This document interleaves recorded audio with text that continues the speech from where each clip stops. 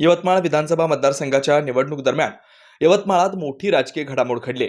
राष्ट्रवादी काँग्रेस अजित पवार पक्षाचे जिल्हा कार्याध्यक्ष मोहम्मद तारिक साहेब लोखंडवाला यांनी आज अचानकपणे राष्ट्रवादी काँग्रेस अजित पवार पक्ष सोडून अधिकृतपणे महाविकास आघाडी आणि काँग्रेसमध्ये प्रवेश घेतलाय।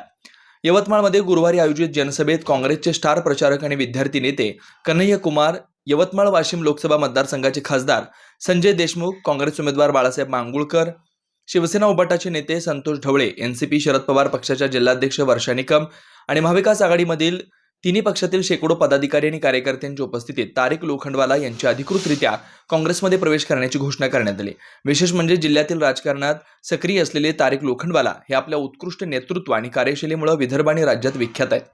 गेल्या एक दशकापासून जिल्ह्यातील राजकारणात प्रभावीपणे सामाजिक चळवळ चालवून त्याला सामाजिक सेवेसाठी राजकीय किनार देणारे लोखंडवाला हे जिल्ह्यातील महत्त्वाचे नेतृत्व। त्यांचं यवतमाळ विधानसभा मतदारसंघात आणि जिल्ह्यात मोठा असा सामाजिक संघटन आहे। राष्ट्रवादी अजित पवार पक्षाचे कार्याध्यक्ष असताना त्यांनी सत्तेत असलेल्या आपल्या पक्षाच्या माध्यमातून मोठ्या प्रमाणात जनसेवेला प्राधान्य दिलं। दरम्यान गुरुवार 14 नोव्हेंबरला यवतमाळ विधानसभा मतदारसंघाच्या निवडणुकीदरम्यान त्यांच्या काँग्रेसमध्ये प्रवेश झाला। यावेळी काँग्रेस पक्षाच्या सर्व पदाधिकारी आणि कार्यकर्त्यांमध्ये तारिक लोखंडवाला यांच्या काँग्रेस प्रवेशाप्रसंगी मोठा उत्साह दिसून येत होता। यावेळी कन्हैया कुमार, खासदार संजय देशमुख आणि इतर मान्यवरांच्या उपस्थितीत तारिक लोखंडवाला यांचा जंगी स्वागत करून टाळ्यांच्या गजरात शाल घालून आणि बुके देऊन उपस्थितांनी त्यांचं स्वागत करण्यात आलं।